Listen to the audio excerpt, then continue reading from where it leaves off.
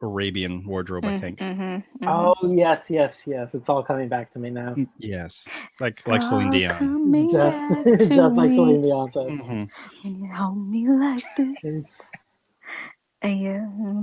Look, Where was all the singing earlier? It's all coming back to me. The singing was supposed to happen in the episode. Why is it happening now? Well, just edit it in. Yeah, it's okay.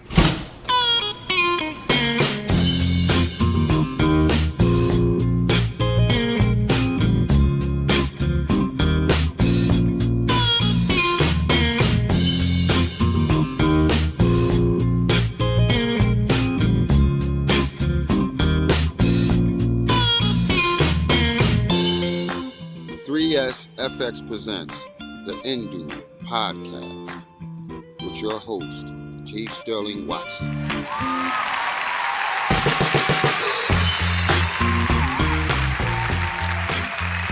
Good morning, Indubians. I'm T. Sterling Watson. And I'm Kortney.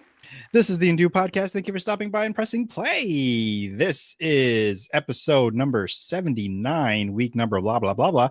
And we are here with the Indu Podcast. Thank you for stopping by and pressing play. Did I say that already? I think I did. Sure, but it's okay. They need to hear it again. Okay. It's okay. Thank you for stopping by and pressing play. Okay, I did say it because that goes into my whole ramble of what week it is and episode number. We're almost at 100, not really, but we're almost there.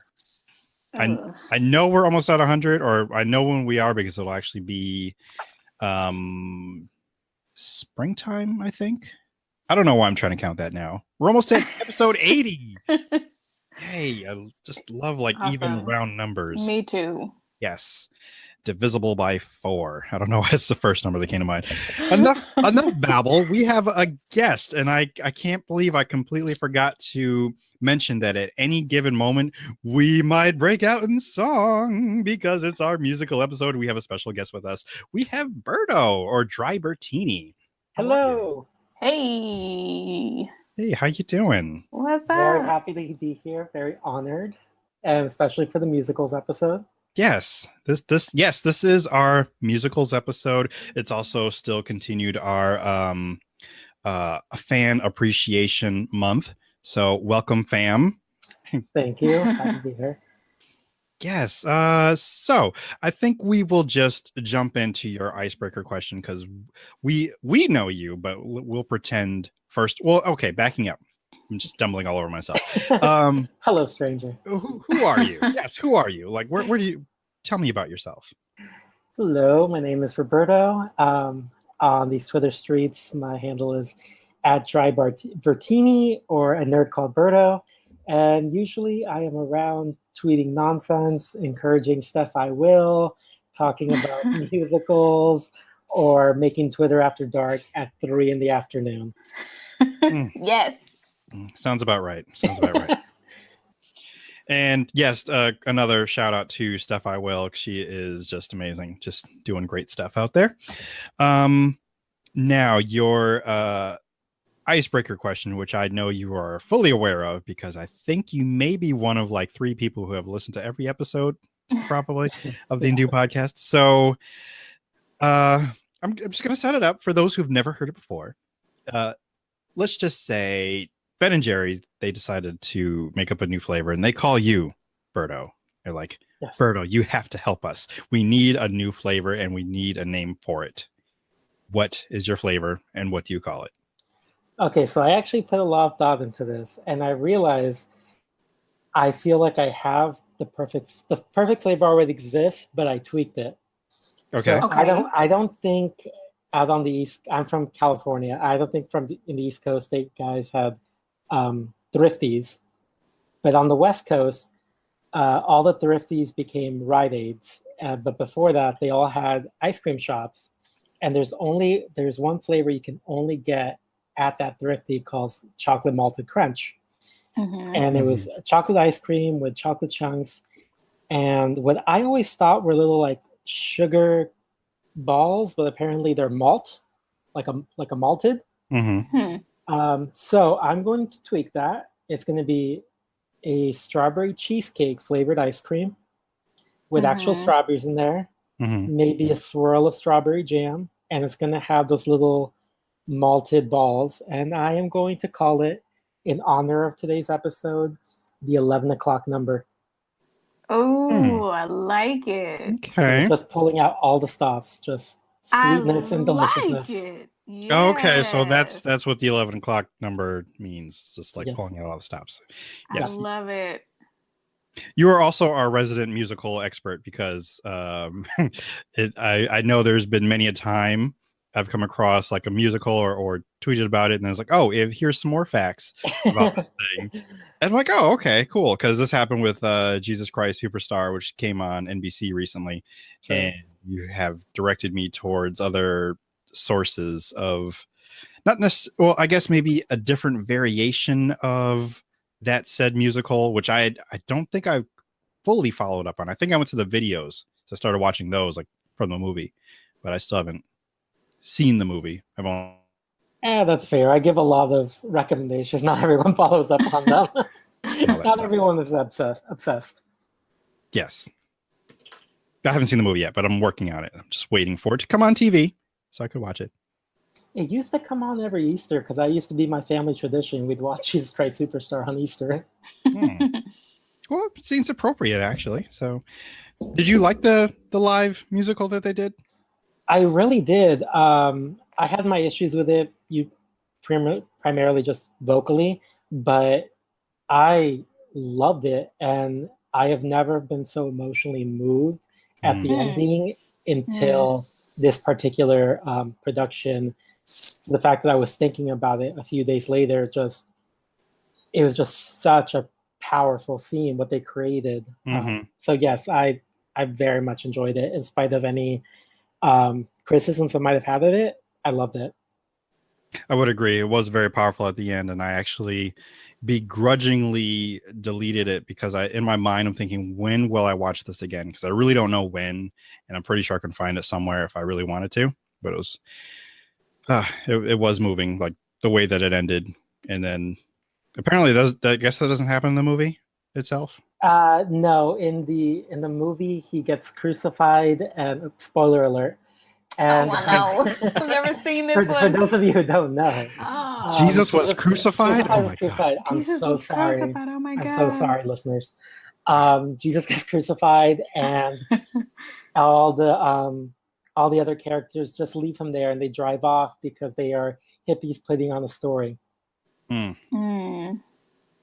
Yeah, I think I was a tinge confused because there was a bus. Yes. Like, oh, okay. Again, I'm just watching clips on YouTube, so that's why I didn't have the full scope of the story. Yeah. So the conceit is that they're hippies. They drive out to this desert and they tell the story of Jesus. All right. Well, I mean, it's definitely on my list. I definitely want to check it out in the near future, just so I can have context from the movie and then the live NBC version and everything. So, but yeah, we're already getting into musicals, and I was trying to wait until later to do that. But it's all good. It's all good. It's a musical episode. So again, if you feel like bursting out in song, this is a safe space. Don't tempt me with a good time. But besides that, how's everybody been doing the last, like, I was gonna say a couple of weeks, and already the last couple of days just felt like a week. So because it's trash.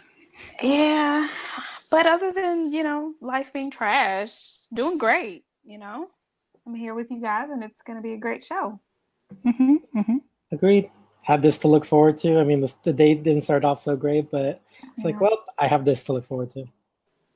I also agree. It's been a rough day. I mean, I felt like I should have known something was going to happen, because this morning I walked into a full spider web going to my car. Oh no. Yeah, like not normally it's just maybe a single web or a single strand, but I think it was like a full on web, and I almost want to guarantee the spider was still there. Like I woke him up or her, and just I don't know. It was like the worst feeling, and I just wanted to take all my skin off and just, leave it on the ground. That's why I set myself on fire. Just like this Yeah, I was like, just take it, just leave the skin there, go back home. I mean, not even home. I was home already. I just wanted to go back in the house, and like, today this is a false start. I'm going back in the house. Hold Chief and cry. Mm-hmm. Yeah, pretty much. I just want to do that. Have him, just lick my wounds. Although he'd probably just lick me because I don't have any skin. So it's just, I try to eat you. That's a gross. Yeah, that's what I'm a little concerned. I probably shouldn't do that. But then the day continued. I was almost crushed by one of my medical carts because,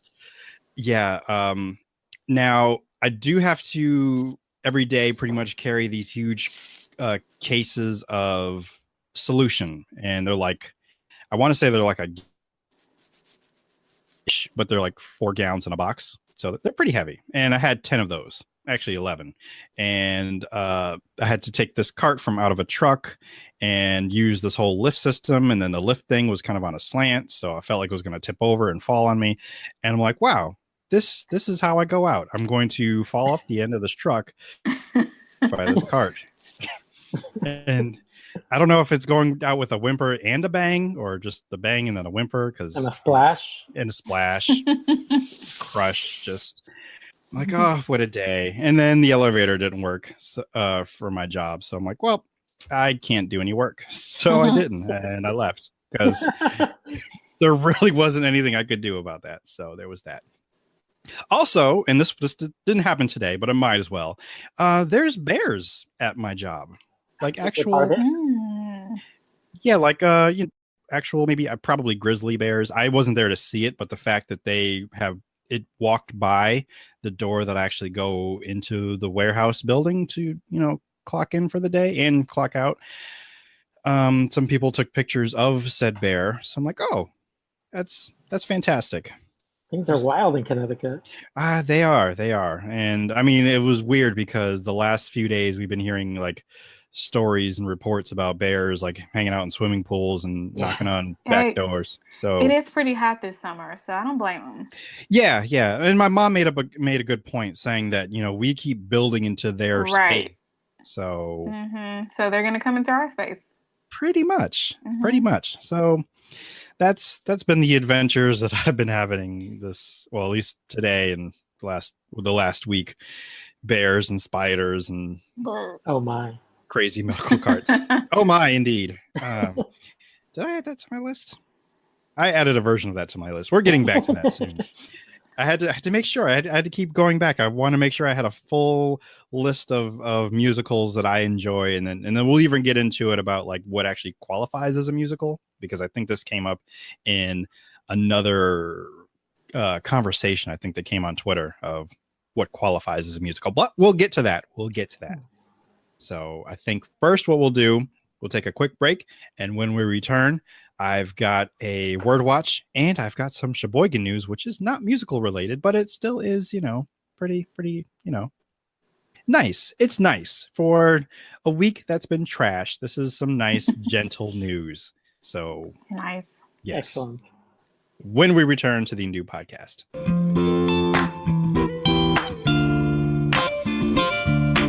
The Indu Podcast.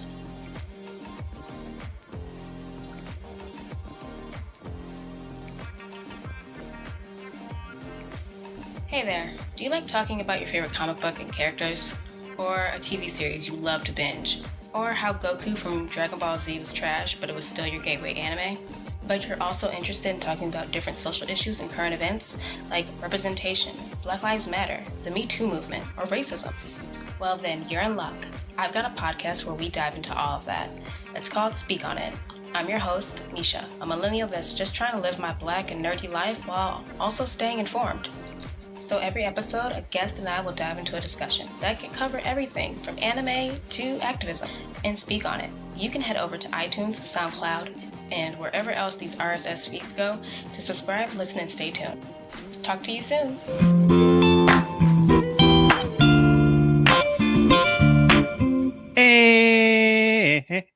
And we're back. That was nice.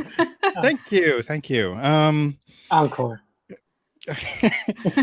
Now it's time for Word Watch. There's already a Word Watch jingle, but Word Watch. It's okay. Yeah. Yes. Word Watch. And I came across this word thanks to. Wait, did I talk? I didn't talk about it here before. Interbang. I didn't talk about that on this podcast, right? Oh my. No. Yes. Interbang? Interbang. I learned this through Vox Media has been releasing explained. It's usually like they have a word or something and then they have it explained. It's on Netflix every week. And one week in particular, they talked about exclamation points. So Okay.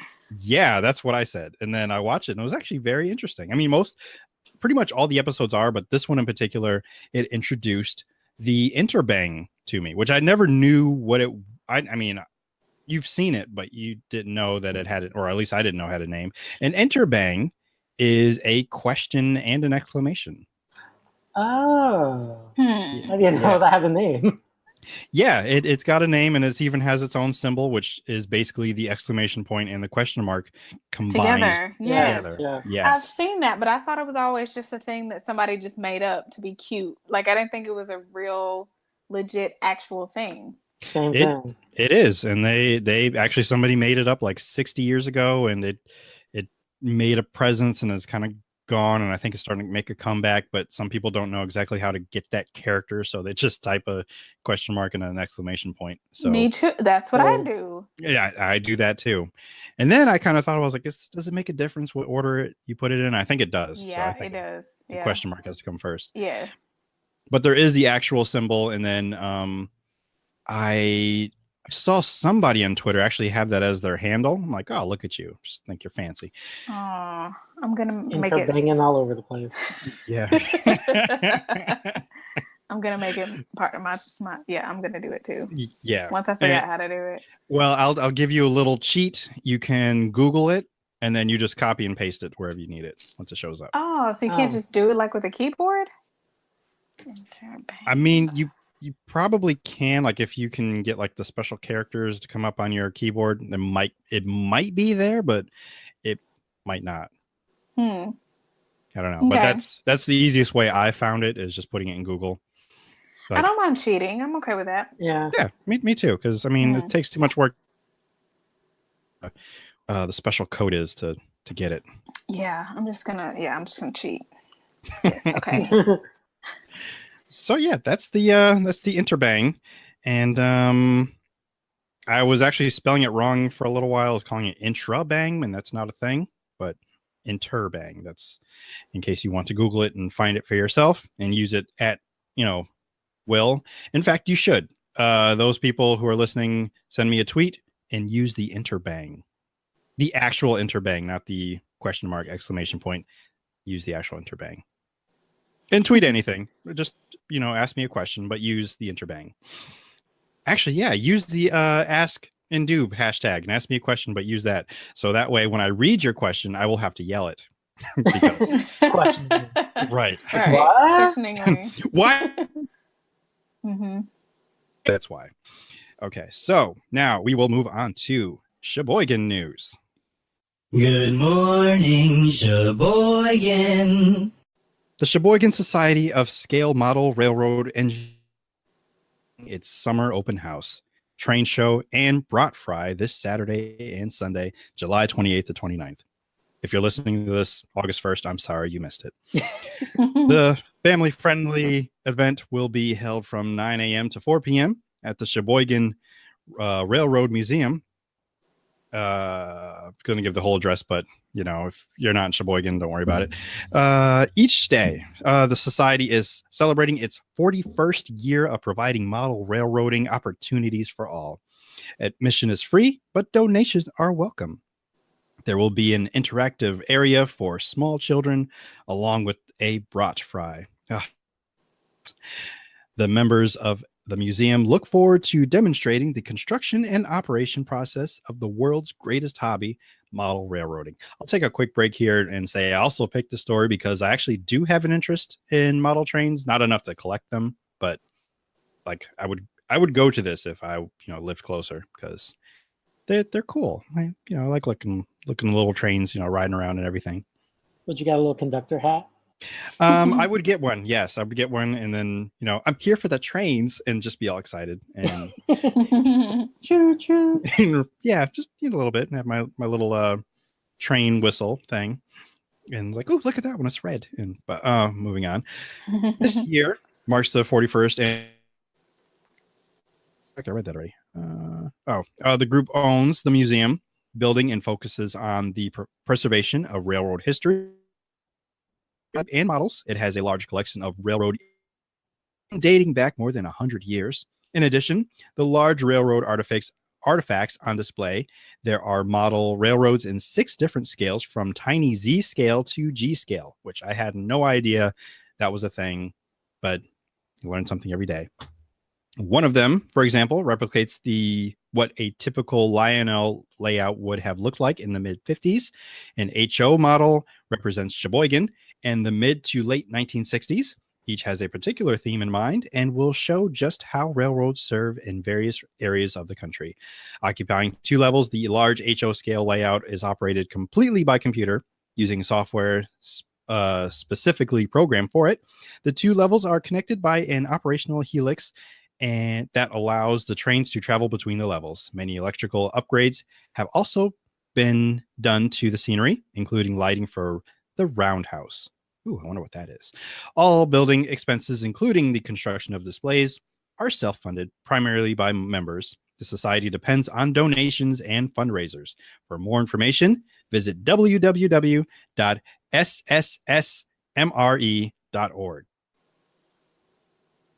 Or nice. Yeah. Yeah. Get thee to the museum. Yes. Mm-hmm. Please. And donate so they can continue to run their trains for aspiring children like myself, so I can enjoy that. All right. And now we will take one more break, and when we return, we will focus on the main picture, I guess. Main event. Main event. Main event. Main number. when do we return to the Indu podcast? The Indu podcast. Hey, I'm Nick. And I'm Victor. And this is Megashine.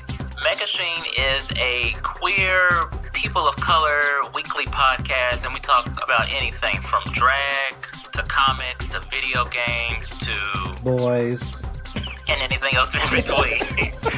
So if you want to listen to us, we're on iTunes, Stitcher, and SoundCloud, and you can follow us on Megashine Pod and Megashine on Twitter. That's right. So follow us, talk to us. We'll be here. And we out.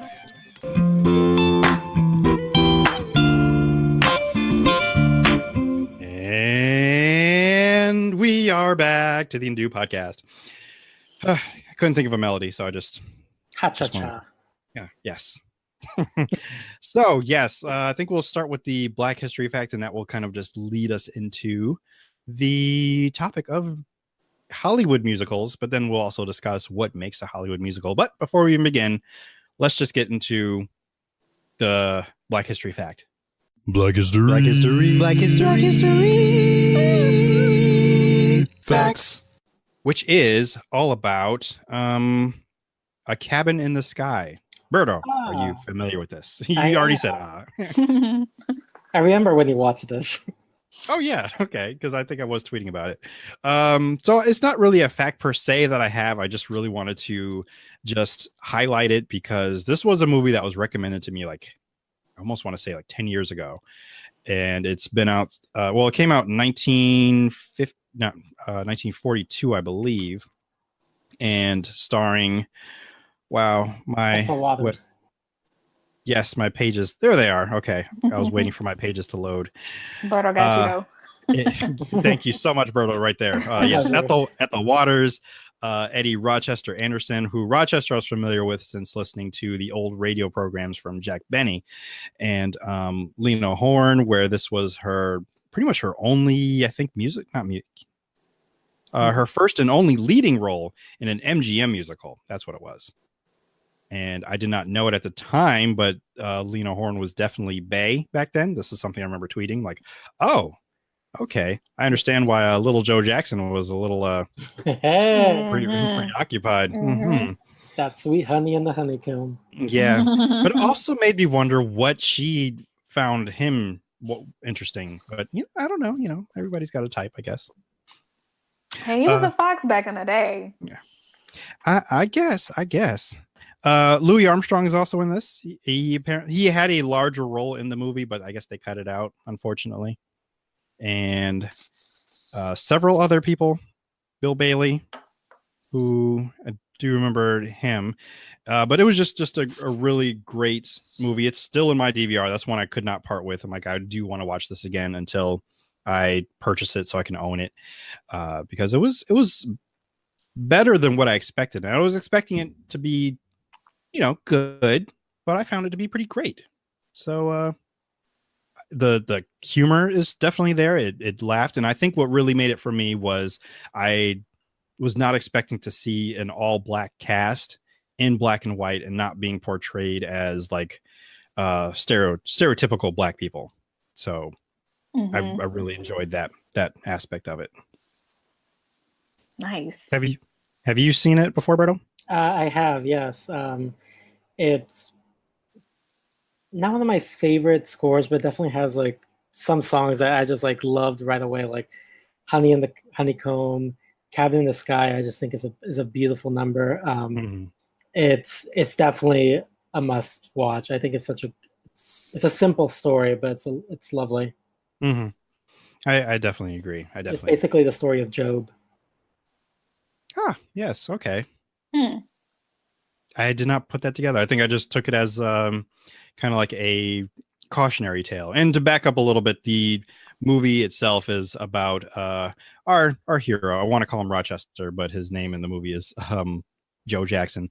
And he isn't doing the best with his life. And he dies. And pretty much the Team Devil and Team Angel decide to kind of wager a bet and seeing who gets his life or where he gets to go, and they'd send him back to Earth, and well, not to Earth, but send him back to life, and then allow him to kind of pick. That's my favorite part of it, just like the angel and the devil just fighting over him. Yes, trying to tempt him one way or the other. I like that too. It was very funny, and just well done. So, and he has to choose how he's going to live his life and do right by his wife and just be a better person. Does he succeed? You have to watch the movie and find out. Nice. So yes, that opens up the topic, I guess, for first of all, I think I want to clarify what makes a musical, because I wrote out a list and then my list ended up being broken into 3 parts where I have it, or they're actual Hollywood musicals where they're singing, they just randomly break out in song and start dancing and singing, or it's a movie where singing is expected, such as if it's a movie about a band or a singing group, or there's just songs throughout, like, hey, we have to practice this number, and then they sing it. And I have examples of that. And then also animated movies, because there's a lot of musicals for that. Yes. Lots. Yes. And there are many, but I narrowed it down to just 4 that I could just watch at any given moment and just be happy. And those 4 being, in no particular order, Chipmunk Adventure. Oh, yes. There is a reason why that's on the list, like, and I because I normally would have forgotten it, but there was a tweet that came up and I just started tweeting. I'll get into it later. Nightmare Before Christmas. Aladdin, obviously, and my personal favorite, A Goofy Movie. Yeah. Okay. Hey, they have a whole musical number in the car. People are dancing on cars. Like, this is like way before La La Land ever tried to make it popular. So I stand by the fact that I think A Goofy Movie would make a really good musical, like a stage show. Oh, stage show. Yeah. Oh man, the Powerline concerts. Oh my goodness, that should be amazing. But well, a Goofy movie is just one of my personal favorite movies anyway, but it speaks to me. So there is that. I'm just going to go through the rest of my list and then we can discuss your lists. I'm pretty sure you have many. And there is one particular movie that I know is not on my list, and we'll talk about that later. The movies that I feel that are kind of in between, and we can kind of debate whether these are considered musicals, but Scott Pilgrim versus the World. Okay. Okay. You're gonna have to explain that one. Yep, I'm going with it. All right. Well, yeah, because it's about a band, and they have many numbers that they play music or play their songs, and then there's other bands that also sing, so they have musical numbers. But there even is a Bollywood scene, so there's that. True. The Temptations, the movie about the Temptations. And we have Purple Rain. Yeah. And lastly, I'm trying to preface this. Like, the movie's not great, but I love the music, and that's for The Fighting Temptations. That's right. They're two different movies. Yeah. Okay. So those are my questionable if they are musicals or not. Well, did we ever discuss, did you ever describe what makes a musical? Well, I kind of, from the beginning, I said, if they just kind of break out in song, but they also have a dance number that goes with it too. Got it. And it's mostly I don't want to say mostly music or mostly singing, because I was going to say disappointed, but the disappointed is too strong of a word. I was a little misled by 1776. I thought there was going to be more singing in that movie than what there was. Oh, that one's an interesting one. Yeah. Yeah. I mean, I wasn't bothered by it. I really only watched it because of Hamilton, and sad to find out that he was not in it, but that's because Hamilton was about fighting at the time that this was taking place. So. Got it. Yeah. So it makes sense. Now, with that said, I added Blues Brothers to the list of actual musicals because they actually do break out in song and dance pretty often, at random spots. I'm thinking of when they met with Ray Charles and everybody's dancing in the street. So that kind of, for me, qualifies as a musical. And because there's many, many musical numbers within that film, and Blues Brothers 2000, which I'm okay admitting is a terrible movie, but I love it. And that was actually my introduction into Blues Brothers. So be it. Have either of you seen either one of the movies? I don't think I've ever seen Blue Brothers from beginning to end. I know I've seen chunks of it, but I don't know if I've ever actually seen the whole movie. Well, I stand by them both. And that's okay. That's okay. You have that. You have that right to do so. Yes. Right. I haven't seen Blues Brothers. I always somehow avoided it. Not purposely. I've never seen it. Same. I never had a good reason to avoid it. It just kind of never came in. It's let me sit and watch this. It just never happened. That's fair. That's fair. And now I'll actually get into the traditional musicals.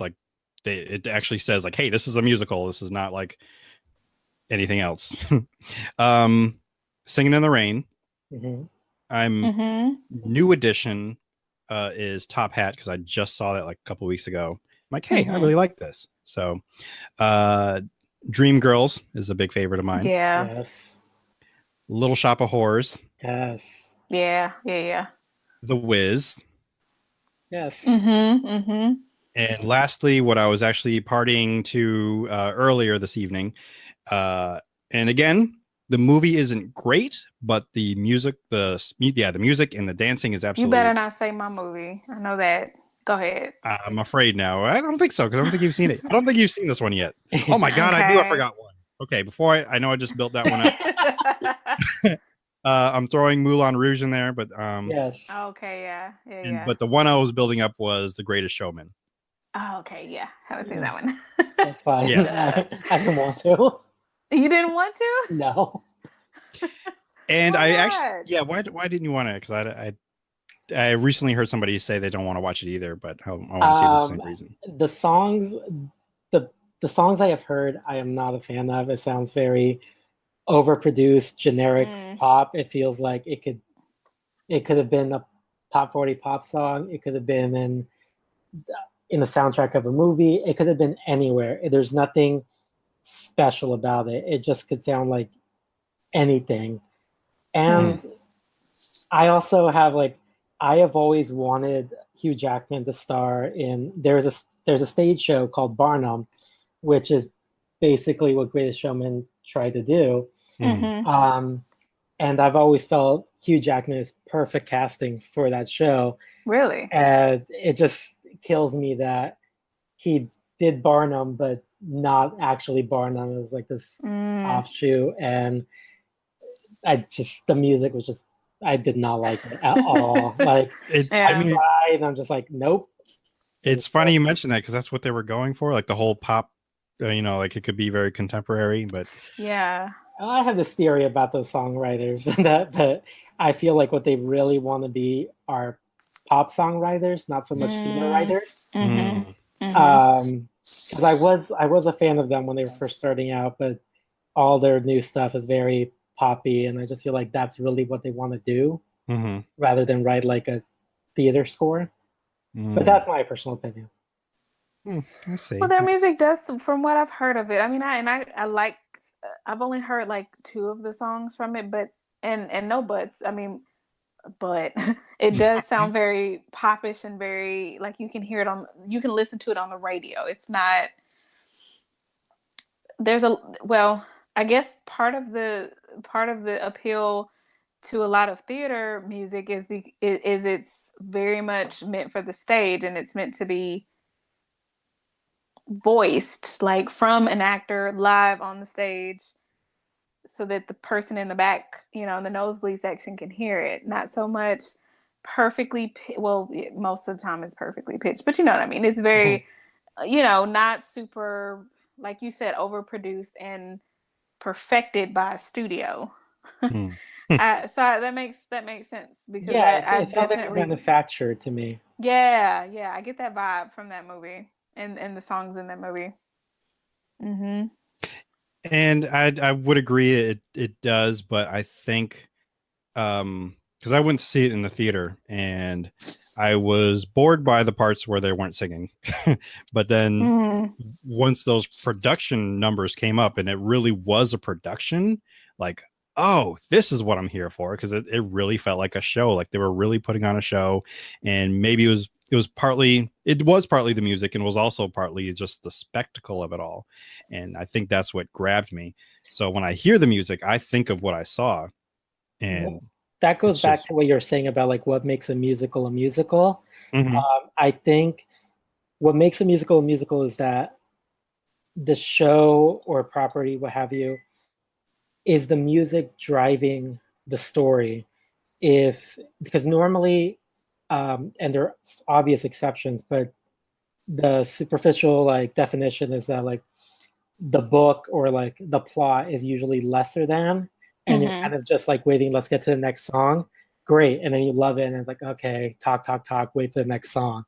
So really it's like usually what makes a musical is it's those production numbers, it's those songs that are carrying the show along. Whereas, like you mentioned, 1776, it's considered a musical, but I would call it a play with music, where it's the story, it's the words, the conversations that are carrying the story, but also there happens to be songs. Yes, that definitely describes it, because I'm like, I thought this was a musical. You're talking way too much, and it wasn't really fun either. But I mean, it wasn't bad, but it wasn't what I expected. Because it could be like 1776 could be, if you took the songs out, and some of those, I mean, I think the songs are great, but if you took the songs out, it still works as a very good play. Yeah, it does. It does. And I think that's the difference. Like if you can take the songs out, like, and it's still a movie. Yeah. then you just couldn't call it a musical at all. So Exactly. Like if the story doesn't progress, it doesn't move along without music that you took out, then you know what? Then a Goofy movie is a musical because it wouldn't work. Oh, I completely agree. I would call that a musical, absolutely. Because I mean, you wouldn't have, eye to eye. I mean, what's the whole point of going to the concert if you're not gonna do the perfect cast? I mean, come on.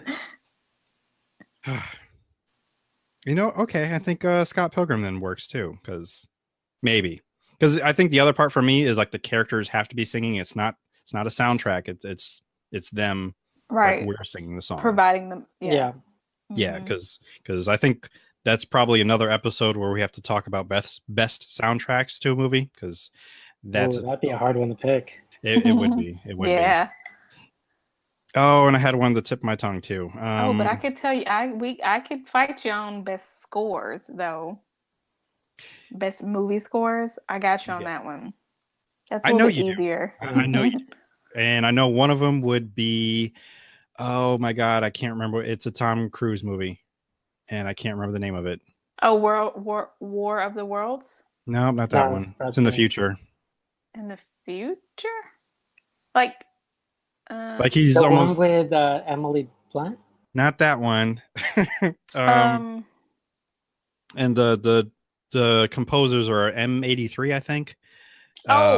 Oblivion. Yes. Oh my God, I love that score so much. I listen to it. That's perfect writing music. Like it's perfect. The whole score, it's perfect. The movie, but the score is so good. For me, that's Gladiator. I think that one's a perfect score. Yeah, that's a good score. I've been obsessed with that since I was a kid. Yes. Great score. Like it tells us with just listening to the score, it's just like it tells a story, just like a range of emotions. That is great for like creating, writing, art, whatever. I've always said that a movie's musical score serves as a character in and of itself. A good score, at least, like it's its own character. Absolutely. Of course, its goal, I believe, its like core goal is to advance and enhance the movie and the characters on the screen. But a really, truly good score will stand on its own apart from the movie, the visual part of the story, and it will be its own character. Believe it or not, the first Transformers movie has a beautiful score. It's beautiful. The movie, I mean, Transformers, the movie was really good as well, but the score to it, oh yeah, it's one of my favorites. I'll have to revisit. Not that I have a problem revisiting that movie, because of course it's just fun. It's the best one of the franchise. Yeah. That's honestly me with the third Pirates of the Caribbean, that World's End. Yes. That my score, God. like it's what I think of. The movie isn't great, but it's okay though.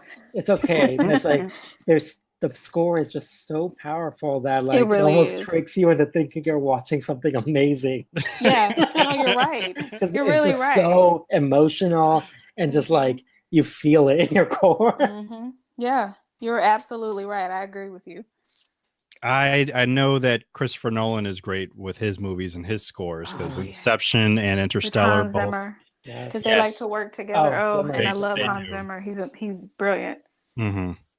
That was the name I was looking for. But yes, because I was thinking of Inception, but also just feeling it in your core and being in the theater for Interstellar. I'm like, they really blasted some of that music, and you felt it deep in your soul, like it was vibrating. Like, oh, okay, we're moving in space now. We're getting closer to the black hole. I forgot there was another one, and it just slipped away. Oh well, come back to me. But we're not talking about scores. We're talking about musicals. Yes. And I trying to make sure I didn't leave any of them out. And there was a TV show on Netflix, and I did not write it down. And I knew I should have, because I was going to forget it. But it only lasted for a season / season and a half, and it was by Baz Luhrmann and it dealt with hip hop, and I cannot think of the name of it. Oh, oh. the DJs. Yeah, that one. The Get Down. Yes. Thank you. Yes. Gotcha. I wanted to submit that also. That was definitely. I would consider that a musical for sure. Mm-hmm. Which I really liked. I really enjoyed it, and I wish they at least gave us an ending because it did not have an ending. So that's a shame. It is, but I'll let it go. Letting it go. Yeah, we don't want to cry tonight. Right. But I know I left other musicals off. There are definitely many that are much more famous or popular, but they're just not, my favorite. I've seen West Side Story, but it's not my favorite. I like it. Mm-hmm. So, it is what it is. What is another one that I know I'm leaving out? Les Mis. I figured you two can handle that one. I think we fought enough about that one. We have fought enough about it. Because I do know I've been waiting to watch it. I have not seen it. I know when I had the opportunity to see it, I was just not interested. But I also didn't know the two of you, so you guys didn't really it's like, hey, you should go watch it now. You? Yeah, but now that I'm aware, and I'm like, okay, it's not as miserable as the title suggests. It's well, well, I mean, just I can't comment to that. Well, I have to watch it. Yeah, I mean, I'm going to watch it with more interest. I'll put it that way, because I had no interest before, and I'm like, this just looks terrible. Not terrible as in it's a bad production, but it's just terrible. Like, I'm going to feel terrible afterwards. Right. Maybe you might. Right. You do, but you also feel very uplifted too. Right, and it's a very emotional experience. It is. It's an emotional experience. I mean, but you feel hope throughout it. You feel like righteous indignation a lot through it. Yes. And it's a lot of. I mean, it's to me ultimately, it's a story about forgiveness, and I think that's gotten by the end of the piece. So. In the words of Hamilton. We can't talk about that song though, because I'll start crying. Well, I think it's I think it's very about forgiveness, it's about hope, and as many times I have seen that musical, like the movie, the stage show, listen to the music, the ending never fails to just hit me right in the feels, and I get a little misty. Well, I'll take that as a warning. Good times, though. But good times. Best time you'll ever be crying. Right. Well, Berto, what are some other musicals that you really, really love and want to add to your best of list? Yeah. I mean, if I want to sound, very smart and, thought-provoking, I would say that my favorite musicals are Carousel and Cabaret. But if I want to just answer from an emotional, personal response, it's Aida. It's a very cheesy musical. It's not perfect, but I have an emotional response to it because it's the first show that I saw with my family where the four of us all have the exact same response and feelings about it, and then we went to dinner afterwards and just spent dinner talking about it, which we had never done with anything we've seen. And we have since gone back to see different productions of it, and to this day my parents just oh, Aida, that's a show. So I love it, and I mean, it stars the fabulous Heather Headley in the original cast. Yeah. So you just know it's incredible singing. It's written by Elton John, so it's very emotional music. And aside from that, Carousel, Cabaret, Little Shop of Horrors, one of my favorites. Dreamgirls. I really like the darker stuff, so some of my favorites aren't the most successful ones. Okay. One of my favorites is Sideshow, which is a musical about conjoined twins. And Chess, which is a musical about essentially the Cold War. Okay. And it has a score written by the two men of ABBA. Okay. And you wouldn't guess that it was ABBA. It's very like 80s like pop rock score. It is very complex, but it's by the same people who wrote Dancing Queen. Wow. See, I want you to know that Turner Classic Movie last month they had a whole special month of musicals, and I was trying to catch as many as I could because of like, okay, I'm gonna have Berto on. He's gonna, throw some musicals at me, and I want to be ready. And My Fair Lady, Funny Girl. Well, you didn't name any of those. Well, I could go on and on. I'm trying to limit myself. But yeah, I think I have My Fair Lady recorded, but I mean, there's still several that's recorded I haven't watched. But yeah, none of. But I'm working on it. I'm doing the best I can. But there really are a lot of them, and I'm just trying to get to your level. Well, somewhat to your level. Oh, that's gonna be hard. It is. I take it to an extreme. You do, and I'm not gonna make it. I'm not gonna make it to that level, but I just want to. You might take a lifetime, but you might get there. In my defense, like I have met people who like, oh, they theater geeks, but I feel like they take it to an extreme where it's like, oh, I'm going to meet the cast after every show, wait in line, and I'm going to see this show 40 times. Like I'm obsessive, but I feel more it's like, because it's my passion. Like I genuinely love it. I'm not going to go stalk, theater actors on their social medias anymore. I never have. Okay, so do you have those little binoculars on a stick? No, but I want some. No, of course you do. I always sit up close, so I wouldn't need them. Well, you can, just it's like, oh, he's got a mole on that side of his face or something. I basically want to recreate that scene from Pretty Woman, which is like, these are broken. Mine are broken. And Kortney, do you have any musicals you would like to shout out here, or any favorites? Totally. So I'm pretty sort of new to the musical realm. Obviously newer than Berto here. But one of my faves is the Rocky Horror Picture Show. Yes. Oh my God, I forgot that one. Oh my God. So good. I love it so much. Oh my God. Is that the one? Is that the one you were afraid I was going to say? Yes. Okay. And I just knew you were gonna say it. You were gonna steal it from me. And I forgot it. Okay, go on. Good. Oh. So I love that. Yes. I love that show so much. I have yet to see it live. I know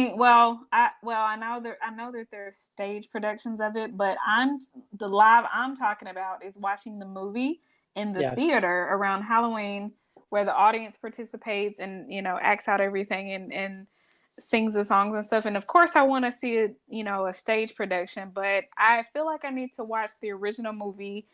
My first experience live needs to be watching the original film in the theater, the way that it was originally presented to the world and experiencing with a very lively audience. And so I have yet to do that.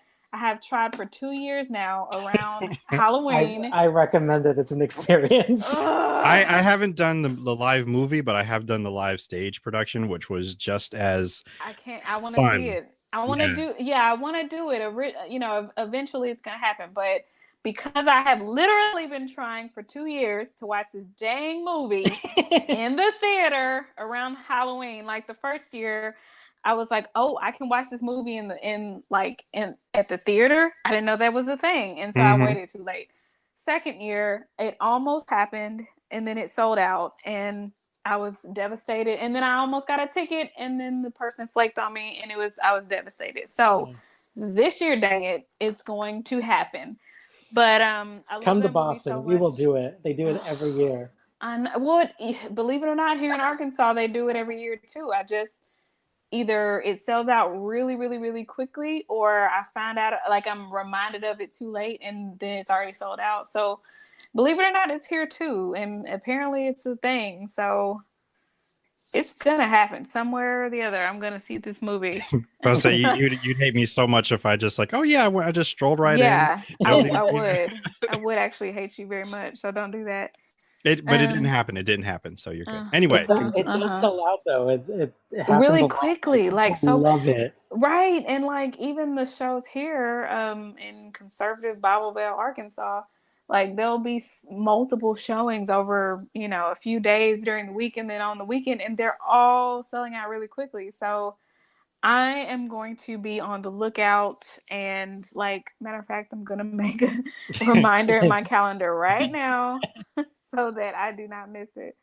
For like, I'll start looking in September or something. But yeah, so that is one of my fave musicals. More recently, well, I love Les Mis very much.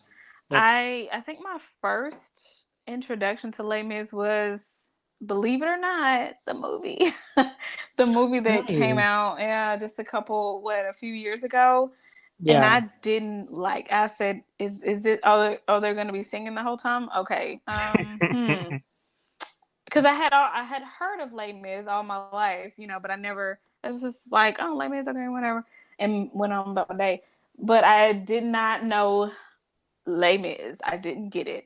And then I went to see it, and, you know, I saw the live, well, it wasn't a live movie, but they were singing live, whatever. So the movie with Russell Crowe and Anne Hathaway and Hugh Jackman and others. And I wasn't it was okay, but I wasn't a huge fan. I'm sorry that was my first introduction to Les Mis. And then I was introduced to the stage play, and I got it. That's when I realized what I was missing all my life, and now I'm a huge fan, and I love it, and I love it, and I love it. 10th anniversary cast is my favorite.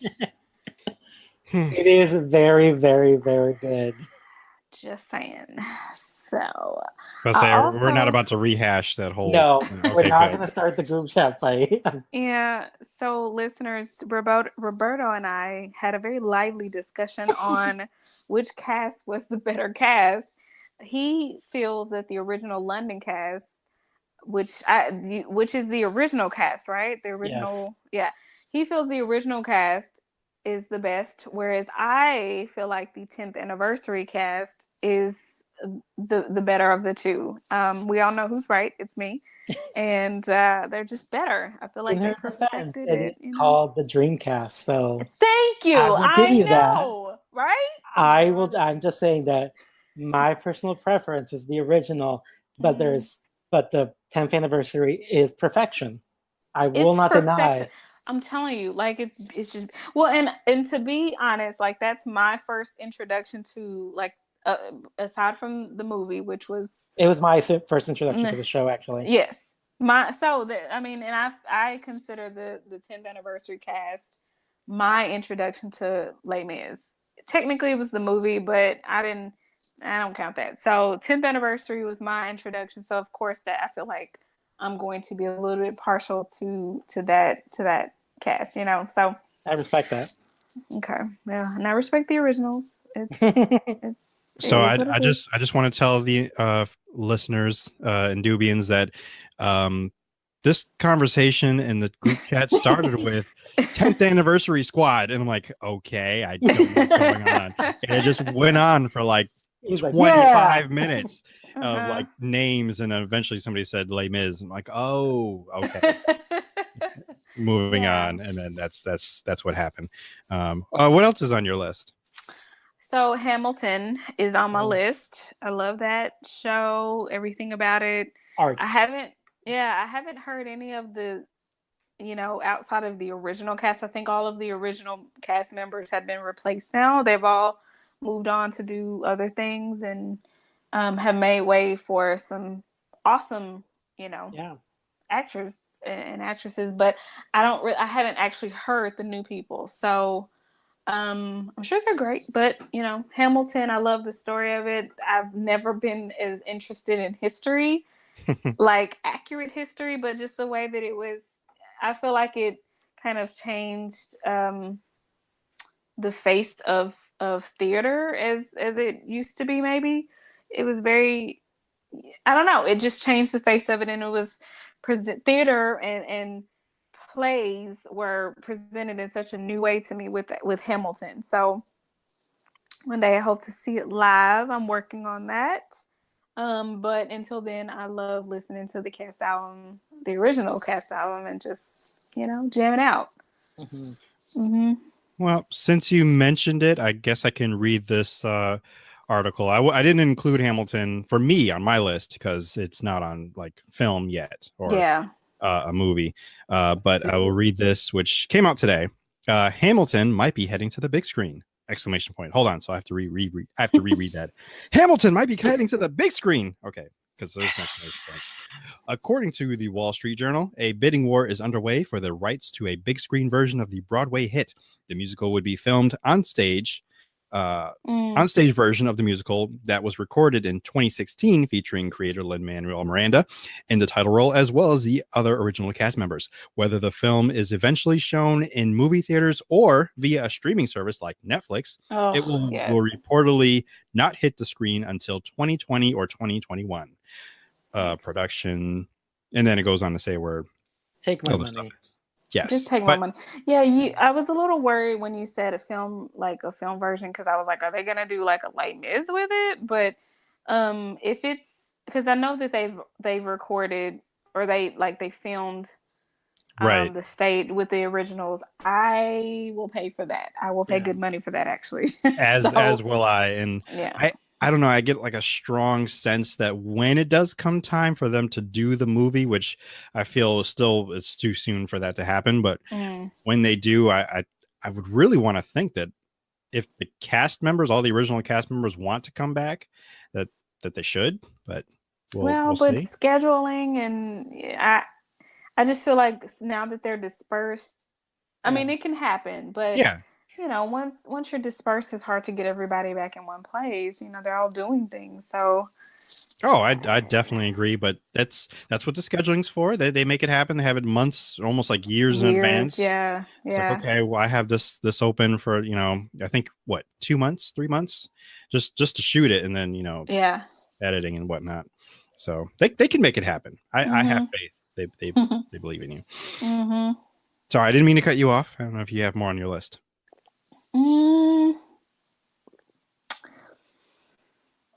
The musical that always comes to mind for me is Lion King.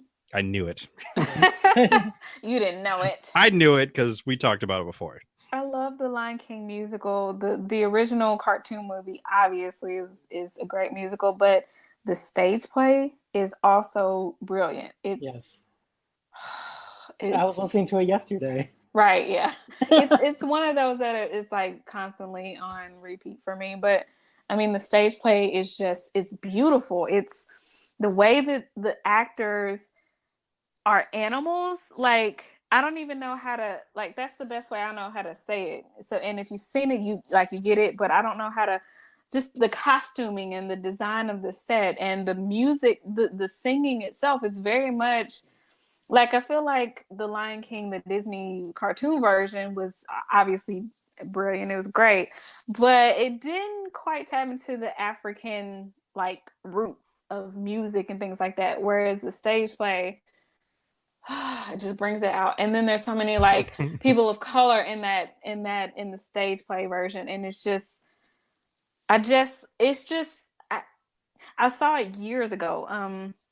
I don't even know how long ago now, but it was years and years ago. But every time I think of a performance or just a moment in my life that means something, that's one of the things that that comes to mind, because I took my mom for, I believe, Mother's Day. It was either Mother's Day or her birthday. It was something significant to my mom, but she loves like the Lion King and things. So I took her to see that. And I just remember it being one of the best investments I've ever made. Just we didn't have the best seats, but the show is set up so that no matter where you sit, it kind of works out for you. Like, because the actors who are animals, they walk down the aisles and they're like 6-10 foot high, you know, some of them because of how the costume design is. And I mean, it's just it's completely immersive, and it's an experience. And so the musical itself is great, yes, but the experience that I had was just so much deeper because of um you know, the significance of it with being with my mom, and like we had to travel out of town to see it, and that was a whole thing. So it was just great. It was great. And so I love listening to the cast, the Broadway cast album, and kind of reliving that, but also just hearing that those African roots in the music, and the different songs that you hear in the stage production that you don't hear in the movie. But I also love the original movie numbers as well. So I love it. Thought about adding that to my list as well, but I'm like, oh no, I'll go with Aladdin because that one I actually saw. I do love Aladdin though. Yes. I do love Aladdin. I haven't seen that one on the stage, so.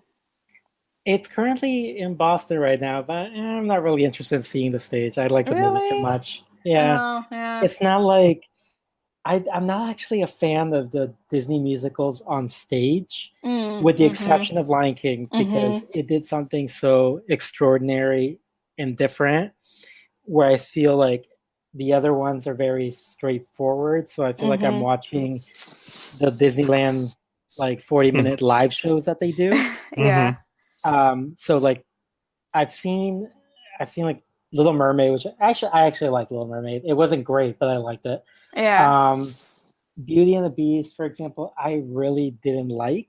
What? I love it. But I have a good reason. So from California, I grew up going to Disneyland multiple times a year, like all throughout my childhood. And before they ever made that show for Broadway, they had this 40-minute stage show at Disneyland, Beauty and the Beast. Wow. So it was actually that was actually the trial run for what became the musical. So they were still kind of experimenting of getting into theater. And so they created this Beauty and the Beast live show at Disneyland. And it was just constantly popular. I mean, I still remember waiting in line in like outside, just like constantly in line just to get into this show. Yeah. And the shows, they did like multiple shows every day, and it was constantly sold out. You couldn't get into it. Wow. So they took that show and they just added an hour or so to it and added songs to it. So when I finally watched Beauty and the Beast on stage, the Broadway show, I'm like, wait, I've seen this already, and everything added wasn't anything special. It felt very tacked on, where it didn't have the magic of the original movie songs. So I wasn't a fan. I felt like I was just watching something that I watched, well, quote unquote for free, because like you pay $100 to get into Disneyland. Right. But it felt like something I watched for free that I'm now paying X amount of dollars to see. And you don't even like it. Yeah. But Lion King, the best way to describe that, it's an experience, and it's just, it's incredible. Well, I'll have to add that to my list, and I don't know where it's playing. I'll look it up. Because I feel your Berto's antennae already kind of trying to find it for me. I will. I have a question. What was the first musical you guys ever saw, either like on a movie or on stage? It actually may have been Beauty and the Beast. I remember going to the theater to see it, like the movie theater to see. Like, actually, it wasn't a movie theater; it was a drive-in. Oh, I'm jealous. Wow. I've never been to one. I've always only go to a drive-in. Me neither. I don't know if this is going to make things worse, but there is a drive-in in Connecticut, and I think this weekend they're playing The Princess Bride. Oh, wow. That's amazing. Yeah. I can come up there then. Yeah, I mean, I've been trying to for like months. Years, decades. But I feel like there's actual stage musical, but I can't think of what it may have been. And it probably was in college, because we had like, people put on shows and whatnot. So, but I can't think of anything. So I'll just say Beauty and the Beast. at the drive-in with my family, and I think my best friend. We had like snacks and actual concession stand. He had to go way over in the back to get stuff. Love it. That's cool. I think my first musical, it was a Disney movie, I'm sure. So it's probably Beauty and the Beast or Lion King. I remember seeing Lion King in the movies. And that was like 95-ish? Yeah. So that's the first one I remember. Actually, I was thinking The Nutcracker, but that's not a musical. It has music, obviously, but there's no, singing. There's no dialogue. Even I don't think there's any dialogue in The Nutcracker. Oh yeah, there isn't. Yeah, it's just ballet. But it's a ballet, so that I guess that doesn't count. But yeah, I guess my first musicals would be Disney based. Yeah, I had a lot of Disney. We had a whole collection of Disney VHSs. Oh yeah. Oh yeah. Those crunchy big cases, white plastic that you couldn't open at night. Yep, because the entire house heard. And then I would keep rearranging them either by alphabetical order or by color. Like if yes. This is a darker blue and this is a lighter blue. And then they started messing me up because some of them had like dark blue at the top and then a green at the bottom. Like, what are you doing? How am I supposed to fit this in my color scheme? But the pressure, right? It was so much pressure because only I cared. But right. And Berto, what was your first experience? Because you've been living this life of musicals clearly. So. Yeah, I lucked out that my parents actually have always been like really supportive of the arts. They're big fans themselves. So technically the first musical I saw was Joseph and the Amazing Technicolor Dreamcoat. Nice, but I was a child, like a very young child, so I didn't remember it. But my parents were taking me to shows since I was a small child, and it was the shows that would be child appropriate that a toddler wouldn't like start crying or screaming at. So they didn't take you to Hair. They didn't see you. No, they didn't take me to Hair. So that was technically the first one. I don't remember it. I do love Joseph now, but my parents love saying it's like, oh yes, you're always a fan. I think the first one that I remember would be Cats, and that they aired on PBS. Yeah. And my dad bought me my first Cats recording. Little did he know that he would create an obsession for life. So I still have that on cassette. Cassette too. Wow. Yeah. I remember it being on PBS. I didn't watch it, but I remember the commercials of it being on PBS. And I kept begging my parents to like donate, give them money so I can have the cassette. It's like, I'll just buy you the cassette. No, that's not how it works. You have to give them money and then they can get it. Support PBS people. Oh yes, please, because they do. They need it. They really do a great service, and they do. Yeah. I was actually waiting for Downton. Okay, they gave us Downton. PBS. If I had the money, I would constantly be a patron. I think they're an incredible organization, and especially for kids who say they, like myself, it was my introduction to musicals, and they introduced me to a world that until I started going to them when I was older, I never would have known. I think, if I had the money to give, they would just constantly every month. How much do you want this month? Okay. It was one of the channels that raised me as a kid because of all their programming. Wishbone, Reading Rainbows. All the British comedies. Yes. I did not get into the British comedies, but I saw that they were coming on. I'm like, oh, this is not one of my shows. I love it. Mr. Bean. Oh, except for Mr. Bean, but all the other that show. But I know it. I support it. I just didn't like it. It's on Amazon Prime now, so I rewatched it. Oh, interesting. Okay. Oh, great. So, Kortney, we should do a marathon later then with Mr. Bean. Yeah. I'm there for it. Tell me when. Hey, there is a Lion King connection because that's Zazu. Is it really? It is. Yes, it is. What? So there you go. Yeah, just give her a moment. It's not. So she's putting her brain back together. Are you telling me? Are you telling me the guy who plays Mr. Bean is Zazu? Yes. No way. Are you serious? Oh, I am serious. God, Yes. I have to watch Mind this stupid show. And then when Mr. Bean does speak, because he rarely speaks, he just makes noise like. Right, which is stupid, right? It's dumb. Why are you doing this? But if you listen, you'll hear Zazu. Oh my God! Now I have to. Oh God! You know I like actually stuff saw like him this. in a musical, like a live stage show. Really? He was Fagin and Oliver in the last London revival. Okay. That was interesting because I just keep seeing he's in character. Mr. Like I'm Bean. just like Mr. Bean and Blackadder. I have not watched Blackadder, but I mean, I've seen pretty much Mr. Bean stuff. I've seen him in Rat Race, Love Actually. Just it's like hey, but he's the work Mr. of a Bean. moment. Yes. I love him in that movie though. He's just great.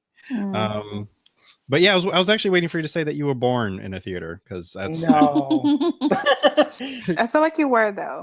Yeah. In spirit, at least. I feel like in spirit, I'm not the marrying type, but I feel like if I were to, I would love to get married on stage.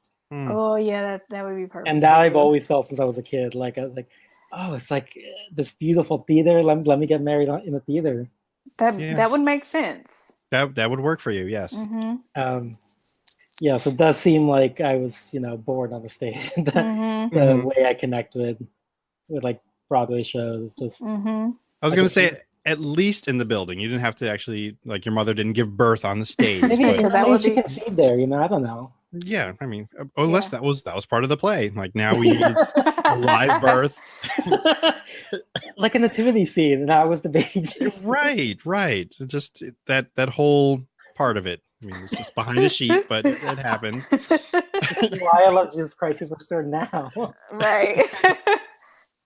It makes sense. There's the connection. You might have to have a conversation with your parents. Like, tell me what really happened, and are there pictures just to prove it, just to make sure. So, I mean, maybe we don't want to see them, but you just need to know. You need confess. Yes, confess, please. So yeah, that is musicals. I'm trying to go back and make sure that I didn't leave anything out. I do want to just mention, because I have not watched it and the urge to watch it is really not there, despite the fact that one of my favorite singers, John Legend, is in it and helped produce it. I say La La Land. Yeah, I still haven't watched it. That's fine. Keep it that way. Yep. All right. Well, tell then us how you really feel. I guess we'll just. Did you watch it? You never stop being angry about that movie. Was it bad, or was it just like what was so bad about it? It is not a musical. Is it not? Or again, back to my definition I gave earlier. The music is almost like if you are watching a quote unquote musical, and all of a sudden they start singing and you get taken aback, like, oh, why are we singing? That's not a musical. Yeah, like it's a movie that happened to have songs in it, and every time there'd be a musical number, it'd be like really a shock to the system because there hadn't been. It was like 45 minutes between like one song and the other. Yeah, and it's just random. It feels random. Yeah. Oh, that angered me for many reasons, and it robbed Lin-Manuel Miranda of an Oscar. Yeah, that was that year. Okay. I'm wounded inside again. All right. Yep. Yeah. I will watch it. I will not watch it in spite of that whole, that movie messed with a lot of people that year. Goodness. It really did. I was gonna read. Oh yeah, I already read that the Hamilton piece. I was like, well, let me leave on a high note since it was my fault. I brought it down. I apologize. I apologize, everyone, for naming such a horrible thing. But yeah, I'm really liking the idea of a Goofy movie being a stage play, like stage production. Yeah, I think it would work really well. Like the music drives the story. It goes to the old like adage of a song fits in here if what your characters have to express, words can no longer simply express it, so they have to burst in the song. I think that fits with a Goofy movie. I think it'd be a great stage show. Because after today, I mean that song. That's an I Want song. Right. That's. I mean, I think of that even at work, like, oh, after today, and then I just think of all the things, and it's usually on a Friday. Since I can remember. Just taking me back. Oh, eye to eye. There's your 11 o'clock number. Yeah. Yes. I mean, I'm mad that I don't have it on like DVD currently. And it's been on my wish list, but I'm like, no, one day I'll treat myself and buy it, and I never have yet. So, you guys, I have a question. How do we collectively feel about a High School Musical? I have not seen it. I've never given it a chance. My sister loves it. I just the bits and pieces. What did you just I don't say? Care. What did you? In my it's not even my defense. I'm just going to explain. During that period of Disney Channel time, I just avoided it altogether. Like Disney Channel, I did not watch the Disney Channel. Like I don't know what this is. Yeah, I didn't watch Disney Channel at that time either. I think Cartoon Network was really like hitting its stride, so that's where I lived. So I don't even know, like you guys, because that musical now, High School Musical 2, and I think maybe there's a 3. There is a 3, yes. But the original, okay, listen, y'all sleeping. Y'all are sleeping. I have seen the first 2, but it was like years later. It's so like I like the second one. I did like it. Well, I think I remember thinking the second one. It was less cheesy to me. Yeah. I like the hit, like the bops in number 1. I feel like they were pretty cheesy. Okay, but I'm okay with the cheese. But you're right. High School Musical 2 was less cheesy. I just feel like, I don't know, the first one just has a special place in my heart, and I loved it. I loved it. Who am I to judge? I recently got into The Descendants. I finally sat down and watched those movies. Gotcha. And I thought they were great. Shout out to Shannon at Nerds of Prey. Yes. That's the only reason I know about The Descendants. So I have not watched it myself, but she hasn't steered me wrong yet in her recommendations. So should I'm around and kind of catch it, I might not turn away from it right away. But, I finally gave it a chance because of Shannon constantly standing for it. I'm like, all right, let me watch this. And you know what? I got my life. I thought it was great. And they had some bops. If one more person unconnected to Shannon or Berto tells me to watch it, then I think I should have to watch it. So. Maybe you should watch it anyway because they're great recommenders. I'm going to anyway. Okay. But I'm like, if a third person like comes up to me like before I get a chance to watch it on my own volition, then I'm like, okay, stop what I'm doing. Let me just go watch it right now. Because got it. People need to just stop telling me I'm gonna watch it. So let me go watch it. So I mean, the first song in that movie, like I just start shimmying on my couch. I'm like, oh, yeah. That kind of movie. I am sold. I feel like I'm already sold because I'm always for some couch shimmying. So that's always a good idea, right? Mm-hmm. Wow. Okay. I'm gonna have to write it down just so I remember to look it up to see if it's like even on demand. I think it's no. I think you have to like rent it. I may or may not have found it on the interwebs. I will neither confirm nor deny. All right. Well, at least I'll have it written down to go look for it, because sometimes that's what I have to do. And it's not a musical, but it was a movie moment that I shared with my mother because she had really requested to see I'm sorry, what's the movie? Sunset Boulevard. Mm-hmm. Yes. So I actually had to rent that, and we watched it together. Actually, I think it was the 4th of July. So was it the 4th of July? Yes. No, it doesn't matter. It was a couple weeks ago, but it was a great kind of moment. We just kind of sat and enjoyed that movie, and I watched it. Oh, of course I tweeted about it because you responded to said tweet. And also a musical. Sunset Boulevard, there was no music. They made it into a musical. Oh, they did? Really? Yeah. Oh boy. I mean the movie is infinitely better, I wouldn't say. Okay. But if you happen to be able to watch the musical, I wouldn't say avoid it. Like, it's definitely enjoyable. It creates the mood that the movie does. Okay. I wasn't sure where you were going with the recommendation, if it was a recommendation, so I'm going to take it is one, but it's not like a hurry up and go see it like see The Descendants. Like if it happens to be in town, give it a shot. It definitely has its moments. Okay. All right. Well, we'll put that under The Descendants. Below The Descendants. Below, yeah, it's like 5-6 steps below. So. I don't know what's in those other steps. Les Mis is in there somewhere because I will watch it. I just have to find it. Les Mis above The Descendants, and then empty space, Sunset Boulevard. Fair.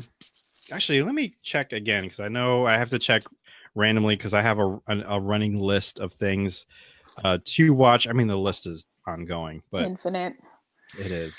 While you look at your list, Sterling, I have another question for you fellas. If you were to, if you had the ability to make a non-musical movie into a musical, what would that movie be? I recently thought about this. Shoot, what did I say? Susie Q. Susie Q. I don't know that movie. What is that movie?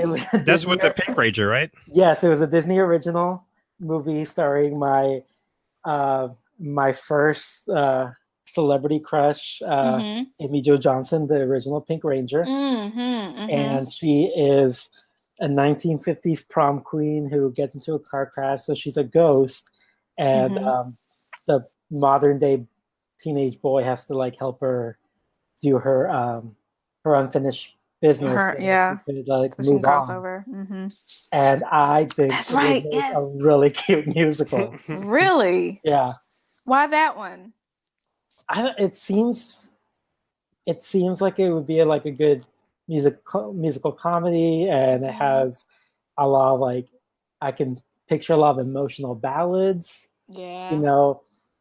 A really touching love duet, which is heartbreaking because the characters aren't meant to be together because she's dead. One's dead, yeah. And so important. Yep, it always got to me that at the end, she finally is able to move on, and he says, I love you, and she just kind of smiles and flies off with her ghost boyfriend. And I'm like, oh, this would be a great spot for a song. So that would be mine, Susie Q. Cool, got it. See, if High School Musical came out when that movie came out, I probably would have seen it because I was always watching the Disney Channel back then because it was always on. Elementary school. I was a child. Yeah, and it was always on though, that movie. Yeah. So I've seen it a couple times, but I don't remember it that well because I was also very young, but young enough to remember. It's hey, that's that movie with the Pink Ranger, and she was still wearing pink in that movie. So yeah, it's on YouTube. I'm just saying. What? Okay, done. Because they never released it on video, and they do. I don't know if I really want to go down that nostalgia road. I'm trying to think of a movie, and for whatever reason, every time somebody asks, okay, what movie do you want this to happen to?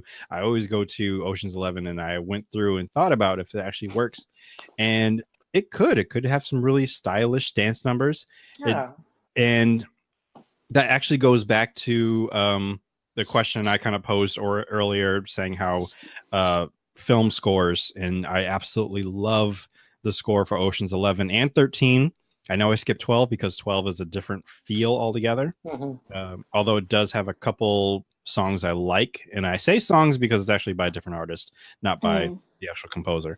But I don't know how they would make that a musical, but I'm pretty sure they could figure that out somehow. And I don't know, it would just have to be really slick and cool and probably jazzy since that's the score already. Oh, absolutely. And I mean, synchronized bank robbing, casino robbing. Yeah. I mean, I'm already sold, but that should be pretty interesting. So can't go wrong with that. No. I mean, there's really not much you can go wrong with. I even forgive Matt Damon and Casey Affleck because of, this was way before we really knew how they're trash. Yeah. So that's really been my only exception of movies I'll watch them in. Hate's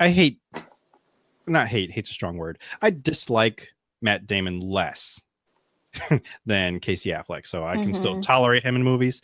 But this was pre those days, so Yeah.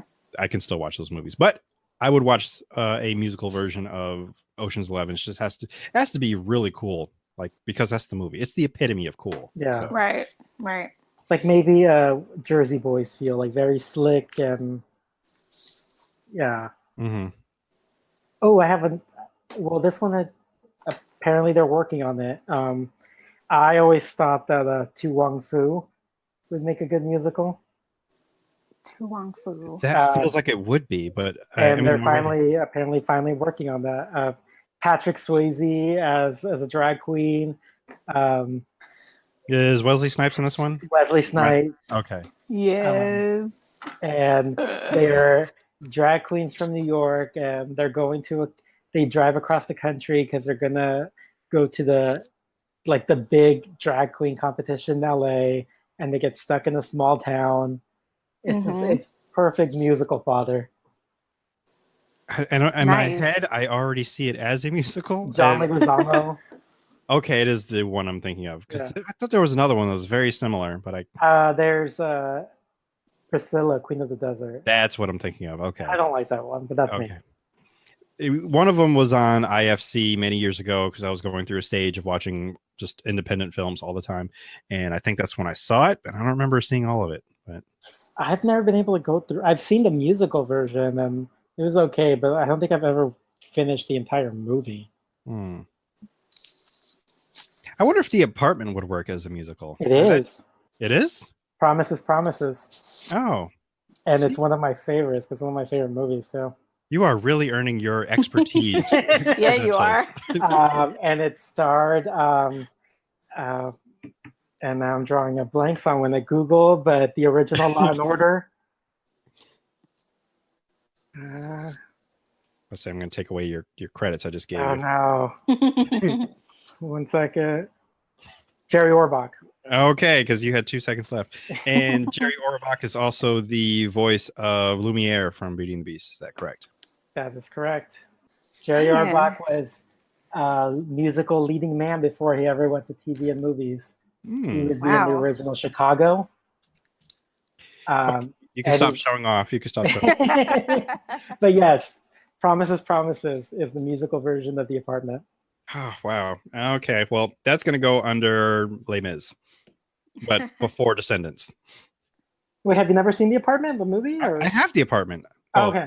Yeah, that's one that I owned. I had to put that in my collection, but I never knew about Promises.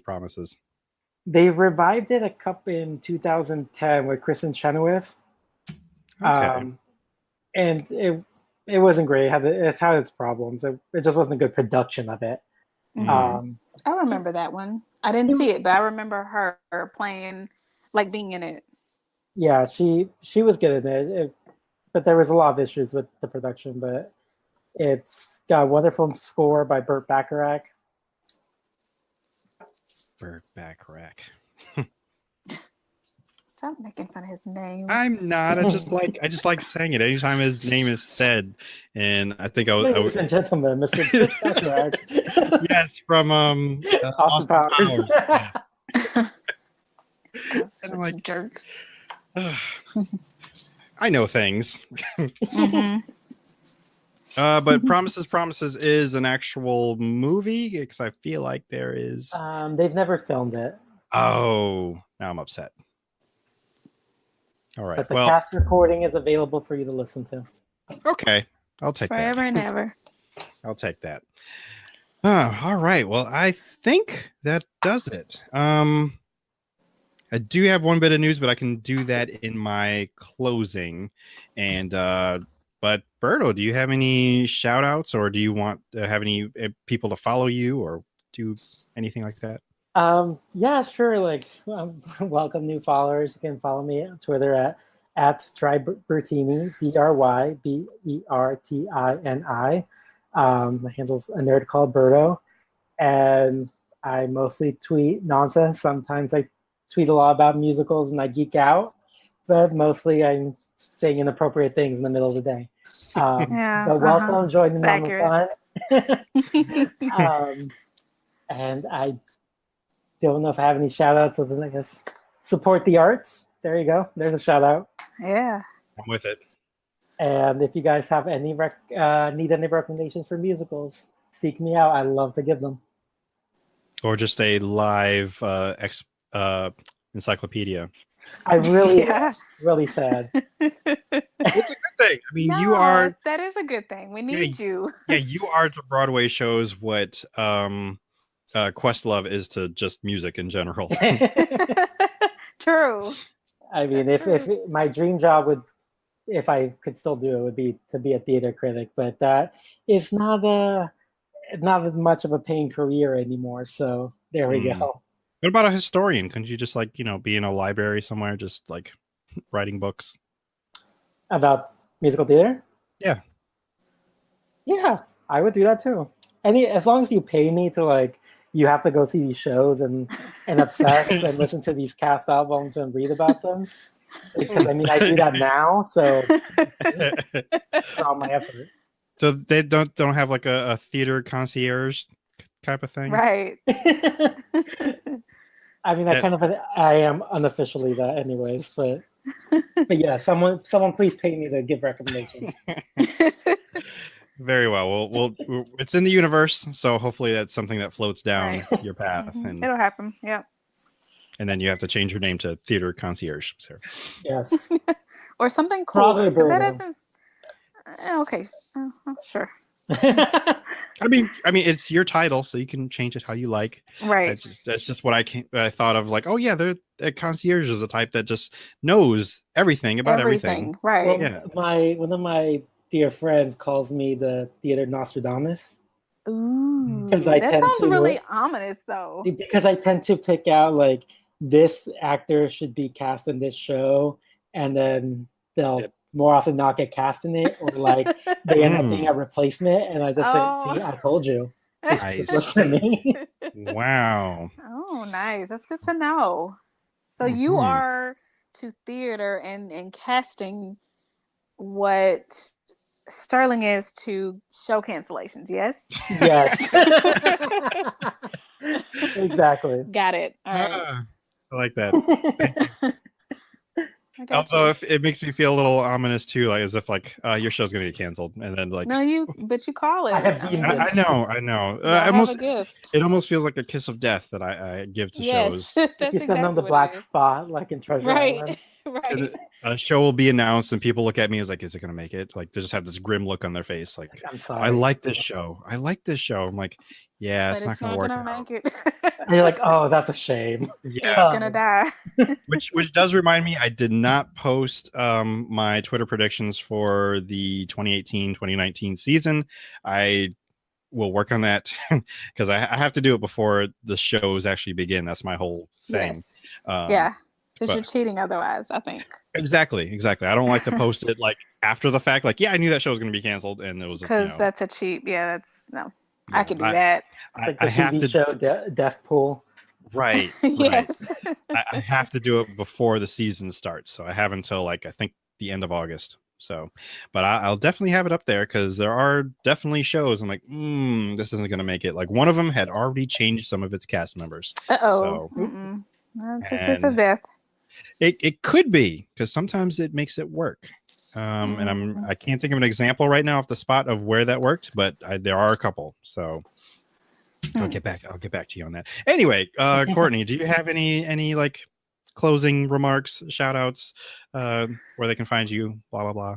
Totes my goats. So you can find me on the Twitters. My handle is IamKHinton, where I tweet about everything from man, I haven't been on Twitter lately, but when I'm there, I tweet some really just hush, life's happening. So when I'm there, though, I tweet from everything about how awesome the 10th anniversary cast album of Les Mis is better than any of them, really.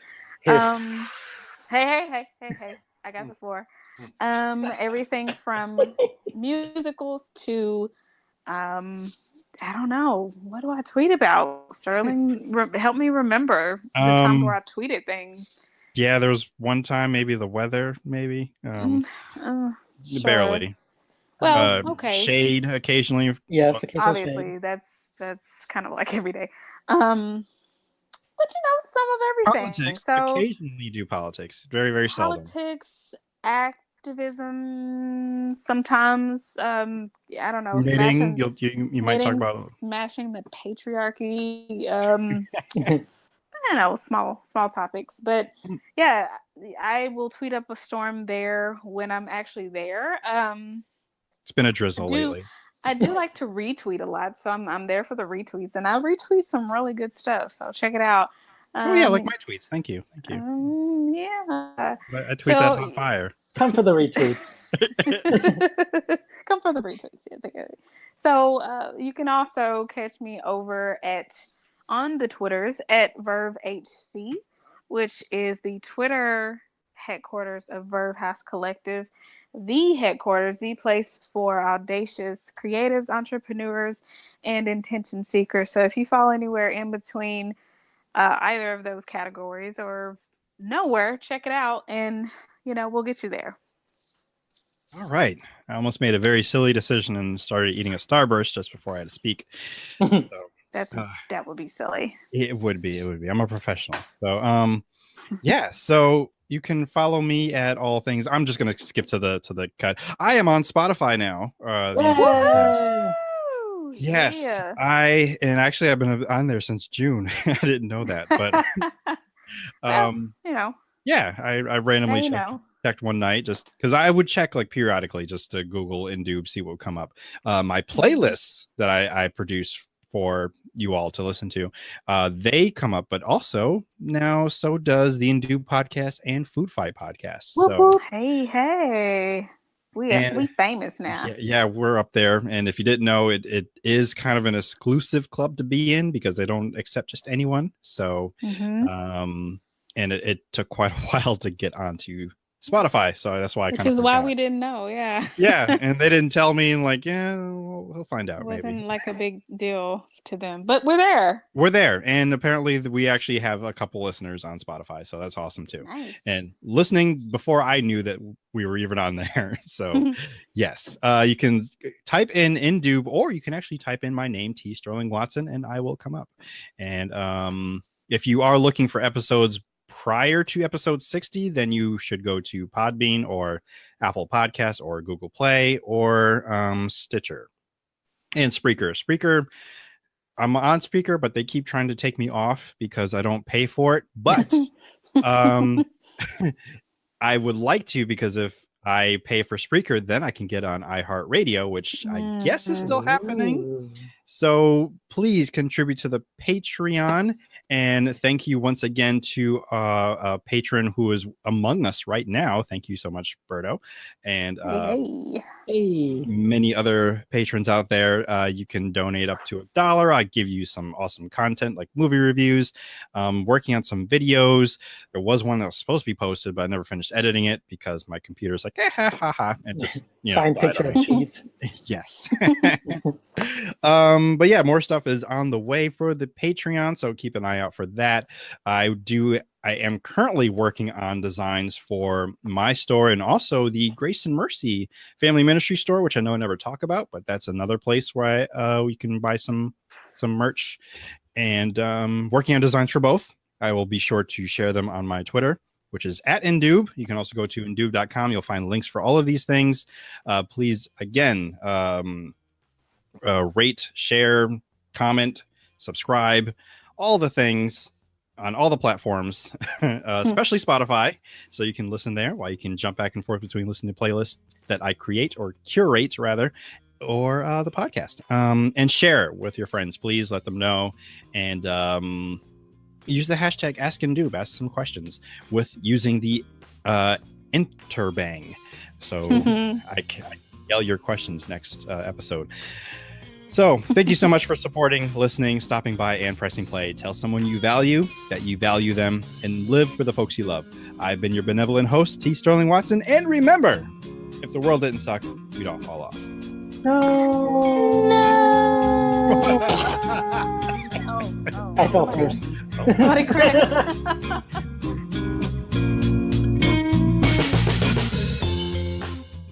The Indube Podcast is recorded in a studio somewhere on planet Earth. The Indube Podcast is part of the Indube Network, and if you'd like to get in contact with the Indube Podcast, please email indubepod@gmail.com. That is indubepod@gmail.com. You can find the Indube Podcast on Apple Podcast, Stitcher, Google Play, and of course Podbean, or wherever podcasts may be procured. If you'd like to find out more information, please visit indube.com, where you can find our store, the blog, and of course our Patreon if you'd like to support and donate and find more perks and fun things to listen to and watch. For Chief, DJ Joe Daddy, Bilford, this is T. Sterling Watson signing off. Thank you so much for listening. Use your words, Chief. Good boy. This has been another 3SFX production.